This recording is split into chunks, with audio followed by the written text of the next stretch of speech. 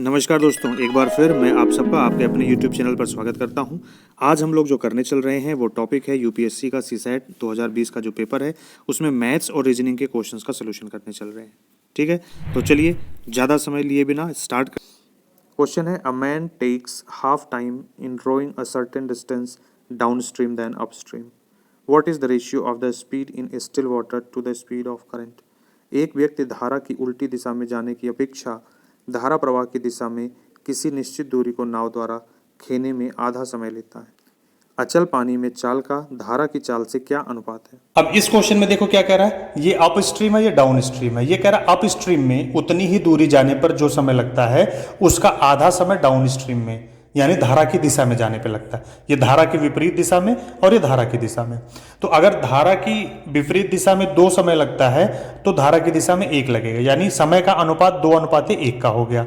हमने आपको बताया हुआ है, आप स्पीड टाइम डिस्टेंस के प्लेलिस्ट में जाके देखिए वीडियो, तो जो नाव के ऊपर बनाया हुआ है, बोट के ऊपर को आपका वीडियो है, तो वहां पे हमने आपको बताया है कि अप स्ट्रीम जो स्पीड होती है वो x माइनस वाई होती है और डाउन स्ट्रीम जो स्पीड होती है वो x प्लस वाई होती है।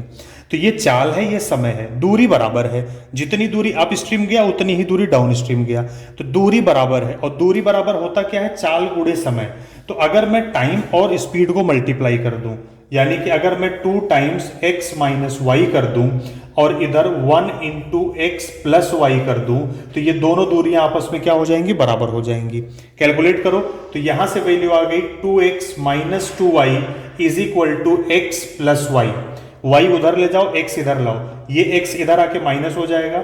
2x minus x is equal to y plus 2y। Clear. तो ये रिजल्ट आपको मिल गया, x is equal to 3y। Clear.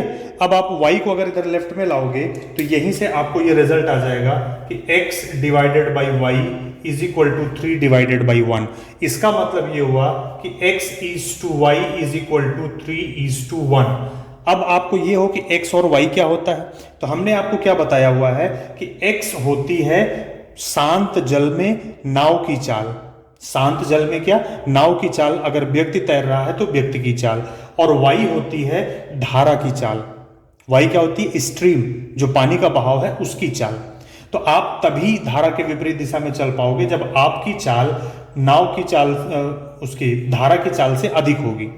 ठीक है। तो आपसे पूछा है कि व्यक्ति की चाल और धारा की चाल का अनुपात क्या है, तो व्यक्ति की चाल और धारा की चाल का अनुपात है 3:1। ये आपका ऑप्शन नंबर डी है, तो इसलिए इस क्वेश्चन का राइट आंसर है ऑप्शन डी 3:1। क्लियर है यहां तक। तो इस क्वेश्चन में व्यक्ति धारा की उल्टी दिशा में और धारा की दिशा में तैर रहा है, तो x हो गई व्यक्ति की चाल और y हो गई धारा की चाल। व्यक्ति की चाल कब, शांत जल में, तो शांत जल में व्यक्ति की चाल हो गई x और y हो गई नाव धारा की चाल। तो इसलिए शांत जल में व्यक्ति की तैरने की जो चाल है वो और धारा की चाल का अनुपात हो गया 3:1।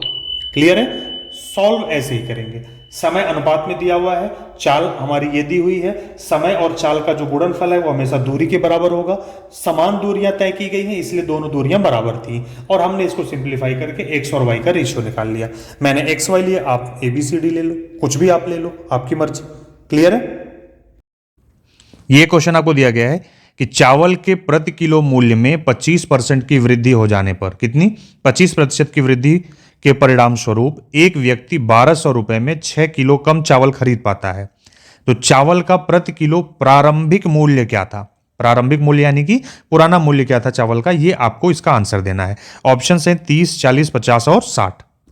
वही क्वेश्चन आपको क्या दिया है, as a result of 25% hike in the price of rice per KG a person is able to purchase 6 kg less rice for ₹1200।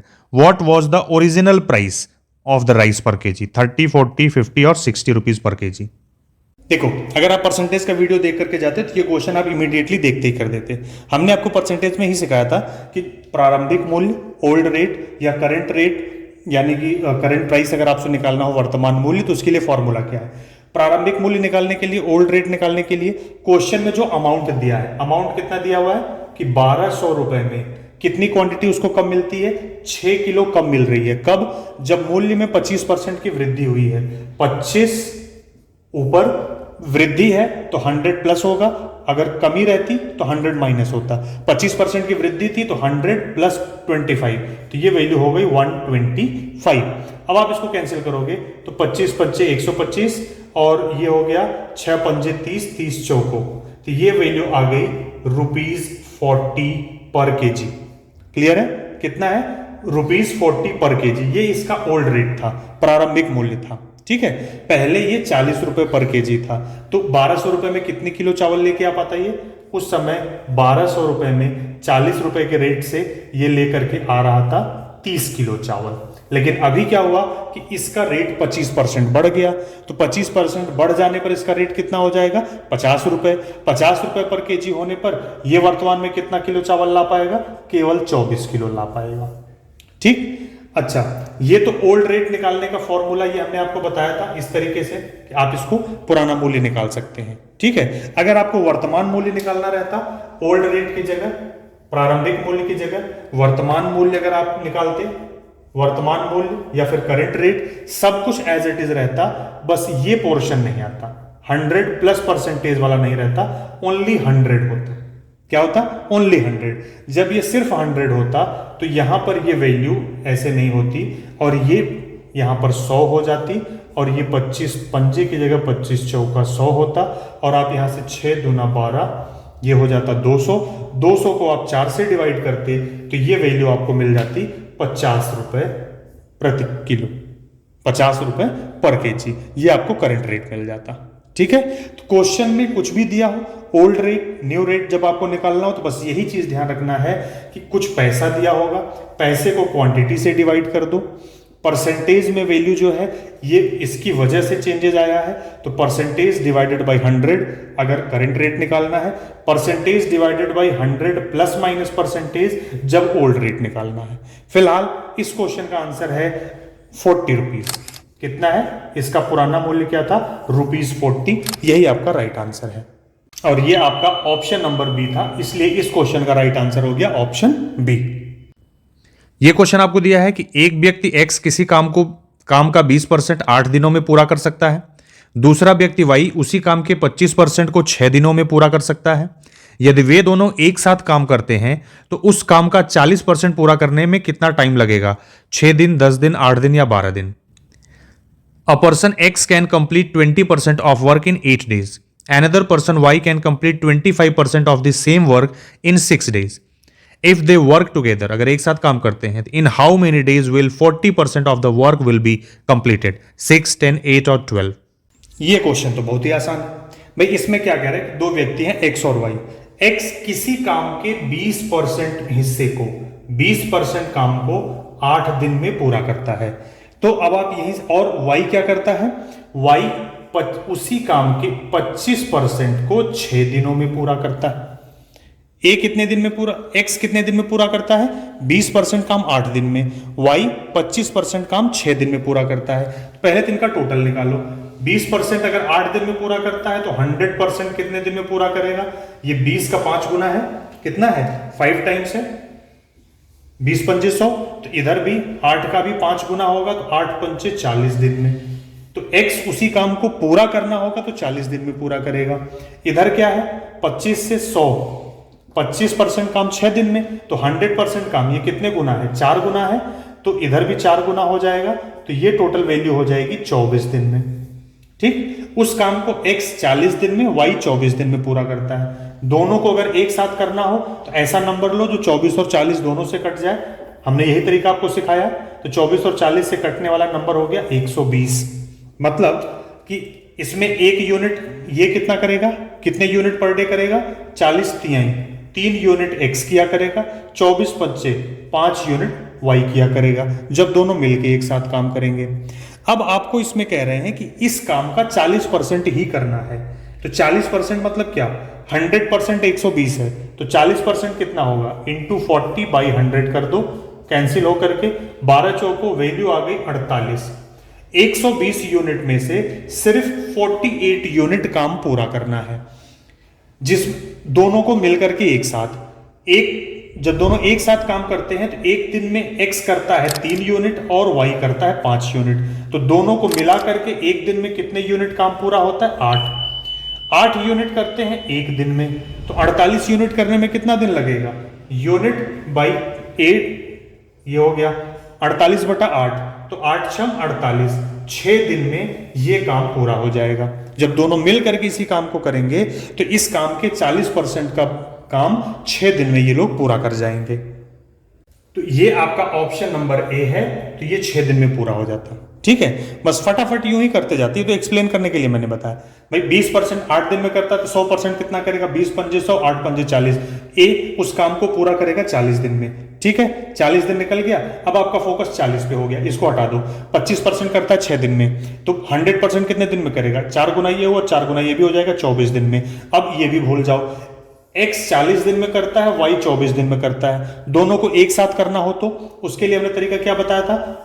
Time and work में जाके देखो, ऐसा नंबर लो जो दोनों से कट जाए। तो ऐसा नंबर 120 है, 40 तियां 120, 24 पंजे 120। इसका मतलब ये होगा जब दोनों मिल करके काम करते हैं तो एक दिन में x करता है 3 यूनिट और y करता है 5 यूनिट। दोनों मिला के एक दिन में कितना काम करते हैं? 8 यूनिट वर्क। टोटल कितना काम है? 120 यूनिट है। अब लेकिन 120 यूनिट पूरा नहीं करना, कितना करना है? इस काम का केवल 40% करना है, तो इसका 40%। तो 120 कूड़े 40 बटा 100, 2 जीरो से 2 जीरो कट गया, 12 चौको 48, केवल 48 यूनिट करना है। एक यूनिट 8 यूनिट करते हैं एक दिन में, 48 यूनिट कितने दिन में करेंगे? 48 को 8 से भाग दे दिया, 6 दिन आ गया। तो आंसर हो गया ऑप्शन ए 6 डेज। ठीक है, एक्स और वाई मिलकर के इस काम को कितने दिन में पूरा कर देंगे? 6 दिन में। यही इसका आंसर हो गया। क्लियर है? समझ में आ गया? ये क्वेश्चन आपका है कि एक शहर की वयस्क समष्टि में 40% पुरुष 30% महिलाएं विवाहित हैं। विवाहित वयस्क समष्टि का प्रतिशत क्या है यदि कोई भी पुरुष एक से अधिक महिला से विवाह नहीं करता है और कोई भी महिला एक से अधिक पुरुष से विवाह नहीं करती है और इनमें कोई विधवा और विधुर नहीं है। In adult population of a city, 40% men and 30% women are married. What is the percentage of married adult population if no man marries more than one woman and no woman marries more than one man and there are no widow and widowers? तो इसका options देखिए। अब जैसे इस प्रश्न में आपको क्या दिया कि जो पुरुष हैं, पुरुषों का 40% और महिलाओं का 30% क्या है? विवाहित है। आपसे पूछा है कि जो ये विवाहित वयस्क हैं इनका कंप्लीट से क्या रेशियो है, क्या परसेंटेज है? कुल जनसंख्या में कितने प्रतिशत लोग क्या है? विवाहित हैं। तो इसको जब लॉन्ग मेथड से सॉल्व करेंगे डिटेल में तो वो थोड़ा सा लंबा होगा। डायरेक्टली अगर आप इसको समझो तो इसको डायरेक्टली आपको सिर्फ ये निकालना है 2x1 x2 divided by x1 plus x2। ये जो होगा ये उनका परसेंटेज होगा जो विवाहित वाले हैं। तो यहां पर जब आप वैल्यू रखोगे तो ये हो जाएगा 2 × 40 × 30 डिवाइडेड बाई 40 प्लस 30। तो ये वैल्यू आपकी कितनी आ जाएगी? 4 दूना 8 3 2400 डिवाइडेड बाई 70। 0 से 0 कट गया, 7 से डिवाइड करो, 7 3 21, 3 30, 7 चौको 28, 2 बचेगा तो 34 सही 2/7%। ये आपका आंसर आ जाएगा और ये आपका ऑप्शन नंबर सी है। तो इस क्वेश्चन का राइट आंसर है ऑप्शन नंबर सी। ये क्वेश्चन अक्सर मिलता है, इसको हमने पहले भी करवाया हुआ है कि एक मेंढक फिसलन वाली दीवारों वाले 4.5 मीटर गहरे एक सूखे कुएं से बाहर आने की कोशिश करता है। प्रत्येक बार मेंढक 30 सेंटीमीटर फुदकता है और 15 सेंटीमीटर नीचे सरक जाता है। कुएं से बाहर आने के लिए मेंढक के लिए जरूरी फुदकने की संख्या क्या है? हर बार पोल पे चढ़ता था, इस बार कुएं में गिरा दिए और कुएं की दीवार पे चढ़ा रहे। क्या है? A frog tries to come out of a dried well 4.5 metre deep with slippery walls. Every time the frog jumps 30 centimetre, ये मीटर में है, यहाँ सेंटीमीटर में, slides down 15 centimetre. What is the number of jumps required for the frog to come out of the well? ठीक है, तो क्या करना है? 4.5 मीटर को सेंटीमीटर में कन्वर्ट करो और उसके बाद उसमें से 30 सेंटीमीटर माइनस करके जो भी वैल्यू आएगी उसको क्या करो? 15 से डिवाइड कर दो और नंबर को डबल कर दो। चलो देखते हैं। देखो, अब ये क्वेश्चन बहुत ही आसान है। इस तरह के क्वेश्चन के लिए मैंने आपको क्या बताया है कि भाई आप सिर्फ ये देखो कि पहले टोटल वो कितनी दूरी है जिस पे चढ़ना है। तो ये कुएं की गहराई कितनी है? 4.5 मीटर। 4.5 मीटर का मतलब सेंटीमीटर में दिया हुआ है सारी वैल्यू, तो इसको सेंटीमीटर में कन्वर्ट कर दो तो 450 सेंटीमीटर हो गया। अब वो मेढक कुएं से बाहर निकलना चाह रहा है। ये बिल्कुल उसी तरीके से जिस तरीके से बंदर किस पर चढ़ता है? पोल पर चढ़ता है और स्लिप कर जाता है। तो ये मेढक एक बार में 30 सेंटीमीटर ऊपर चढ़ता है और 15 सेंटीमीटर फिसल के नीचे आ जाता है। तो फाइनली ये एक बार में कितना चढ़ पाता है, ये दूरी और ये दूरी कितनी है 15 सेंटीमीटर। तो ये मेढक एक बार में 15 सेंटीमीटर ऊपर चढ़ पाता है। ठीक है, जब ऐसे क्वेश्चन आते हैं तो सबसे पहले एक बार में जितना चढ़ पाता है टोटल में से पहले इसको माइनस कर दो। तो 450 सेंटीमीटर में से 30 सेंटीमीटर हमने माइनस कर दिया, वैल्यू बच गई हमारी 420 सेंटीमीटर। ठीक है, 420 सेंटीमीटर चढ़ने में उसे कितने प्रयास करने पड़ेंगे? एक प्रयास में वो 15 सेंटीमीटर चढ़ पाता है। फाइनली चढ़ता तो 30 है लेकिन 15 सेंटीमीटर फिसल जाता है, तो फाइनली कितना चढ़ पाता है 15। एक प्रयास में 15 चढ़ पाता है, तो 420 सेंटीमीटर चढ़ने में कितने प्रयास करने पड़ेंगे? 15 से भाग दे दो तो ये वैल्यू कितनी आ जाएगी? 15 दूना 30, बच गया 12, 120, 15 अट्ठे 120। 28 प्रयासों में वो 420 सेंटीमीटर चढ़ जाएगा। मान लो यहां तक पहुंच गया। अब आता है आखिरी प्रयास 29वां। अगले एक प्रयास में ये पूरा का पूरा 30 सेंटीमीटर ऊपर चढ़ जाएगा। अब जब ये ऊपर पहुंच गया तो ऊपर पहुंचने के बाद नीचे थोड़ी ना फिसलेगा, अब तो ये ऊपर पहुंच गया ना, तो यहां से निकल जाएगा ये। क्लियर? इसी वजह से मैंने एक बार ये 30 सेंटीमीटर पूरा माइनस कर दिया। अब जो बचा है उसमें से ये फिसलने के बाद वाला डिस्टेंस हम माइनस करते हैं। यहां डिवाइड करने पर जो वैल्यू आ गई वो +1, तो that is 29। Option number B, 29 प्रयासों में वो क्या होगा, मेढक कुएं से बाहर निकल जाएगा। ठीक है, अब ऐसा नहीं है कि वो 30 बार में। बाकी लोग, आप लोग क्या करते हो, डायरेक्टली आपने देखा कि एक प्रयास में 15 सेंटीमीटर चढ़ पाता है, 450 सेंटीमीटर चढ़ना है, 450 को 15 से भाग दिया, 15 तियां 45, 0, 30 प्रयास, और 30 प्रयास का जो ऑप्शन था वो टिक कर दिया। ये गलत है, क्योंकि यहां तक आने के बाद अब ऊपर सिर्फ 30 सेंटीमीटर बचा हुआ है। जब वो ऊपर पहुंच ही जाएगा तो स्लिप काहे करेगा नीचे? ऊपर पहुंच गया तो निकल जाएगा। ठीक है ना? इस वजह से जो एक बार में जो चढ़ने का जो दूरी है उसको सबसे पहले शुरू में ही टोटल वैल्यू से माइनस कर दो। जो बचता है उसमें से इस डिफरेंस से डिवाइड करो, जितना रिजल्ट आएगा वो प्लस इसकी वैल्यू 1 काउंट होगी, तो ये +1 वो आपका आंसर होगा हमेशा। क्लियर? तो इसका भी आंसर कितना हो जाएगा? 29 टाइम्स। 29 प्रयासों में ये बंदर कुएं से बाहर निकल जाएगा। ठीक है, तो ये 29 प्रयासों में ये मेढक क्या होगा, कुएं से बाहर निकल जाएगा। अब इस क्वेश्चन में आपको क्या दे रखा है कि दो कथन S1 और S2 इसके नीचे दिए गए हैं, जिसके उपरांत एक प्रश्न दिया गया है। उस प्रश्न का उत्तर आपको देना है। पहला कथन है कि 51 पृष्ठों की एक पुस्तक में किसी भी पृष्ठ पर 2 से अधिक रेखा चित्र नहीं है। पेज जो बने होंगे, जैसे मान लो अगर ये कोई एक पेज है तो उस पेज पर मैक्सिमम अधिकतम 2 चित्र बने होंगे, तो मिनिमम कितना हो सकता है? मिनिमम 1 हो सकता है, या हो सकता है 1 भी ना बने हो, 0 बने हो।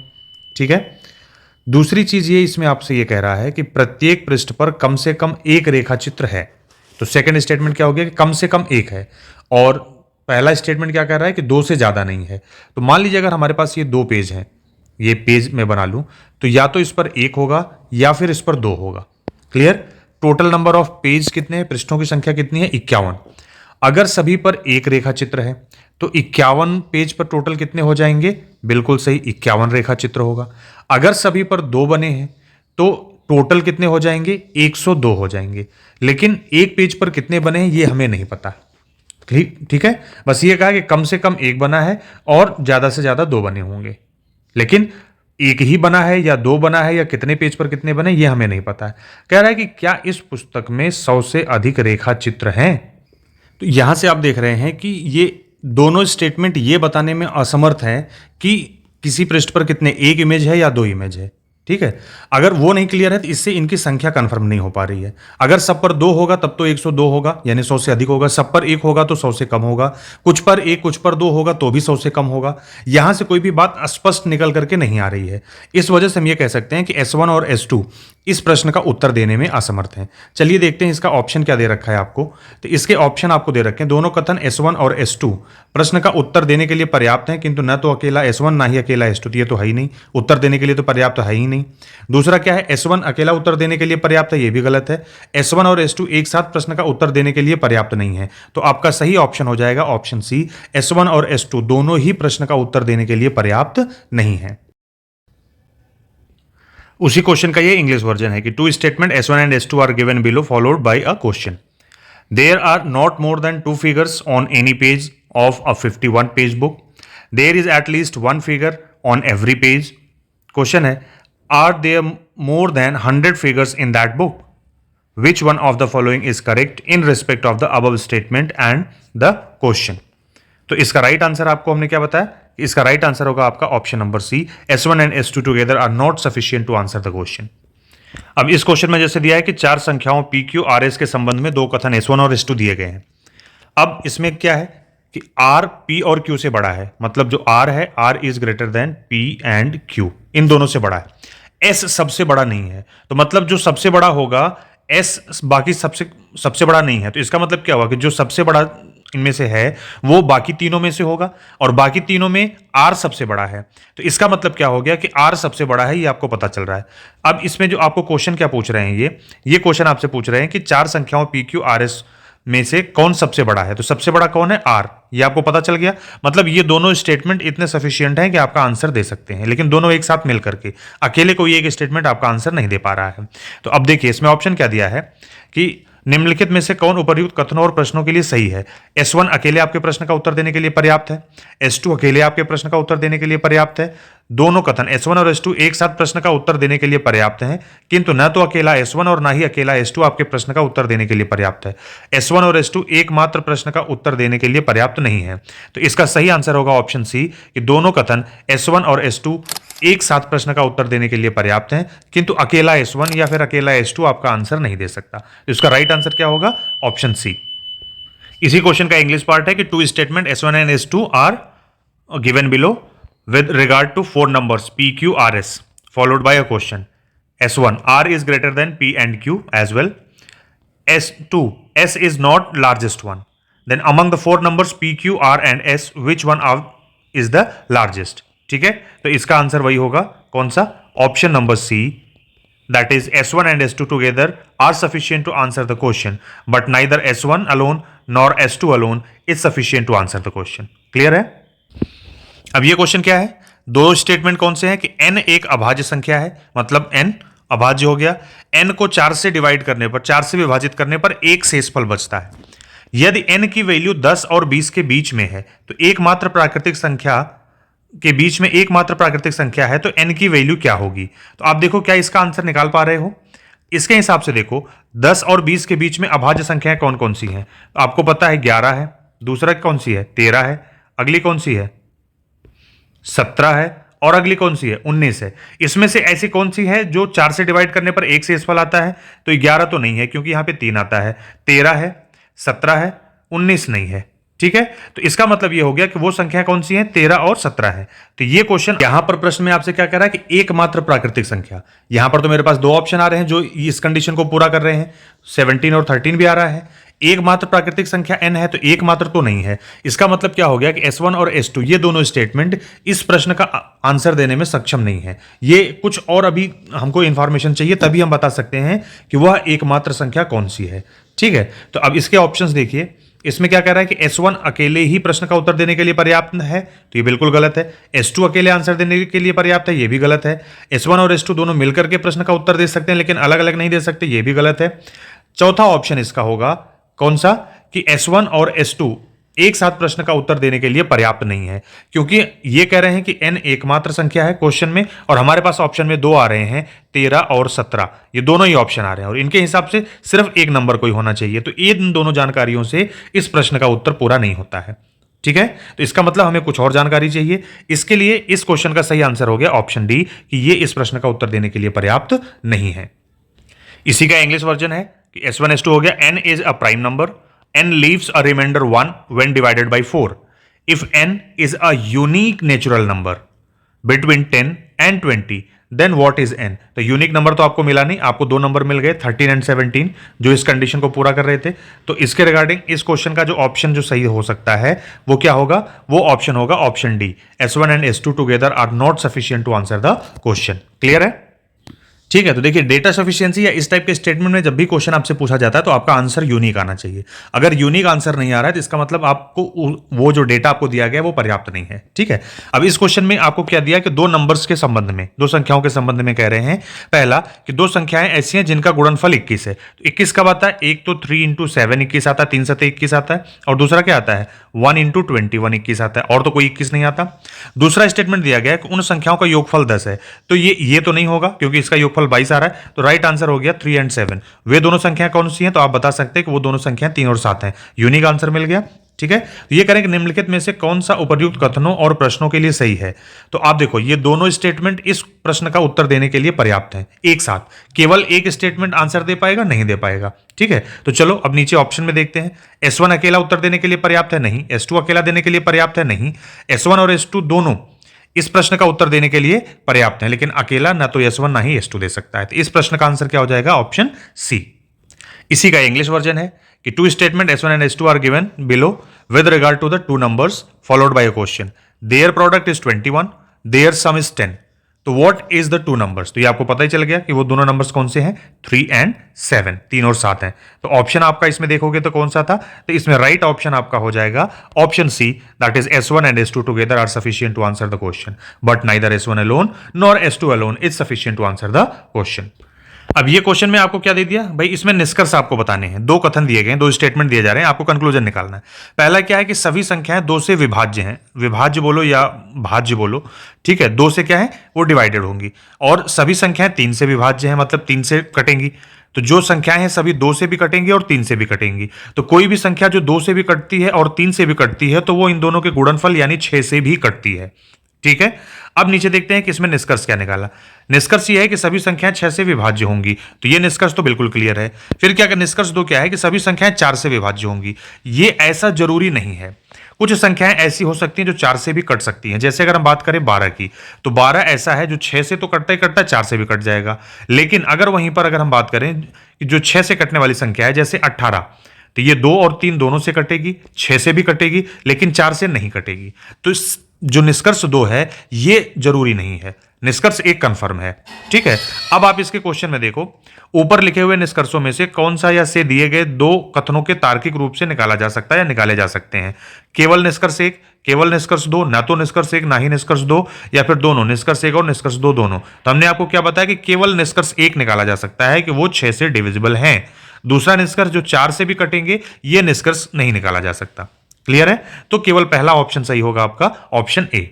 इसी क्वेश्चन का इंग्लिश वर्जन है कि two statements are given below by 2 conclusions. पहला स्टेटमेंट है all numbers are divisible by 2, all numbers are divisible by 3। तो डिविजिबल बाय 2, डिविजिबल बाय 3, इसका मतलब क्या हो गया कि वो नंबर 6 से डिवाइड होगा। तो all numbers are divisible by 6, first conclusion is clear. Second one कि all numbers are divisible by 4, this conclusion is not clear. ठीक है, तो अब इसका क्या हो जाएगा? Which of the above conclusion logically follows और follow from the 2 given statements? The right answer is only. इस क्वेश्चन में आपसे कह रहे हैं कि 3 स्टेटमेंट दिए गए हैं, S1 S2 और S3। इसके बाद एक क्वेश्चन दिया गया है, अब आपको वो देखना है। पहला स्टेटमेंट है कि C D से छोटा है, A और B से बड़ा है।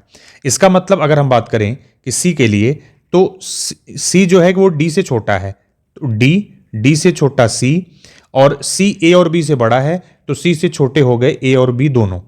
अगला स्टेटमेंट है कि D सबसे बड़ा है, चलो तो D सबसे बड़ा हो गया। फिर क्या है कि A B से बड़ा है, A B से बड़ा है, तो इसका मतलब आपको ये मिल गया कि D से छोटा C, C से छोटा A, और A से छोटा क्या आ गया? B। तो ये ऑर्डर बन गया। अब देखो आप S1 और S3 ये 2 ही स्टेटमेंट सफिशियंट हैं इसका आंसर देने के लिए, इनको अरेंज करने के लिए। तो A B C और D में सबसे छोटा कौन है? तो सबसे छोटा है B। क्लियर? इसका आंसर देने के लिए, इस प्रश्न का उत्तर देने के लिए केवल S1 और S3 पर्याप्त थे। D सबसे बड़ा है, स्टेटमेंट 2 का कोई खास रोल नहीं है इसमें। क्लियर? तो इस वजह से अब आगे देखते हैं कि क्या दिया हुआ है, उसके हिसाब से देखते हैं। फिलहाल इस प्रश्न का उत्तर देने के लिए पर्याप्त कौन है? S1 और S3, ये दोनों ही पर्याप्त हैं। ऑप्शन आपको क्या दे रखा है? ये कह रहे हैं कि इनके संदर्भ में बताओ। S1 अकेले प्रश्न का उत्तर देने के लिए पर्याप्त है, तो ऐसा नहीं, गलत है। ठीक है, S1 और S2 एक साथ आंसर देने के लिए पर्याप्त है, नहीं। S2 और S3 आंसर दे सकते हैं, नहीं। तो इसका सही आंसर क्या होगा? इसका राइट आंसर है कि S1 और S3 एक साथ क्वेश्चन का आंसर देने के लिए पर्याप्त है। इसी क्वेश्चन का इंग्लिश वर्जन है कि statements 3 statements are S1 S2 and S3 are given below followed by the question. C is younger than D but older than A and B. D is the oldest. A is older than B. Clear? तो who among A, B, C and D is the youngest? Clear? तो इस question का जो right answer आपका है वो आपका option number क्या है? This is your option number D, that is S1 and S3 together are sufficient to answer the question. Clear? तो इस वीडियो में इतना ही, फिर मिलते हैं अगले वीडियो में दोस्तों. बहुत बहुत धन्यवाद आपका इस वीडियो को देखने के लिए. आप वीडियो सारे देखते रहिए अपने एग्जाम के अकॉर्डिंगली, और आपकी जो भी समस्याएं हैं आप वो हमारे साथ शेयर करते रहिए. ठीक है, और वीडियो को अपने सभी दोस्तों को शेयर करिए जिससे वो भी इसका लाभ उठा सकें.